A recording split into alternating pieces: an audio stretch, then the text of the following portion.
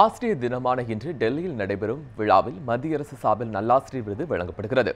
தமிழகத்திலிருந்து 22 ஆசிரியர்கள் நல்லாசிரியர்களாக தேர்வு செய்யப்பட்டு அவர்களுக்கு இன்று விருது வழங்கப்படுகிறது.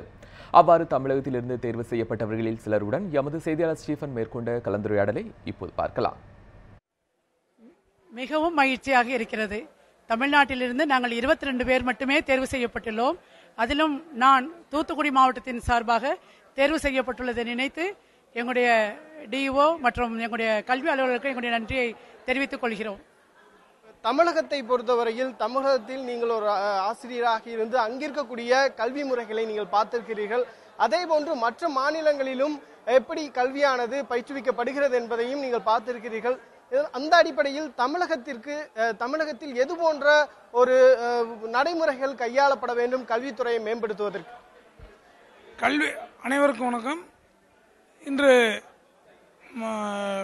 கல்வித்துறையை பொறுத்தவரையில் இந்தியாவிலேயே தமிழ்நாடு முதன்மையான மாநிலமாக திகழ்ந்து கொண்டு இருக்கிறது.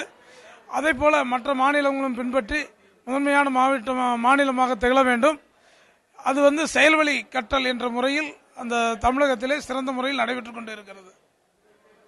இப்போது இளம் ஆசிரியர்களுக்கு நீங்கள் சொல்ல விரும்பக்கூடிய விஷயங்கள் என்ன?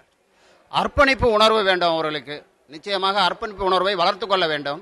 அப்படி இருந்தால் எதிர்காலத்தில் எங்களைப் போல அவர்கள் ஒரு தேசிய நல்லாசிரியராக வளர முடியும். உண்மையிலேயே இந்த தமிழகத்திலிருந்து 22 பேர் இன்னைக்கு பிரதமரை சந்திக்கக்கூடிய ஒரு வாய்ப்பு.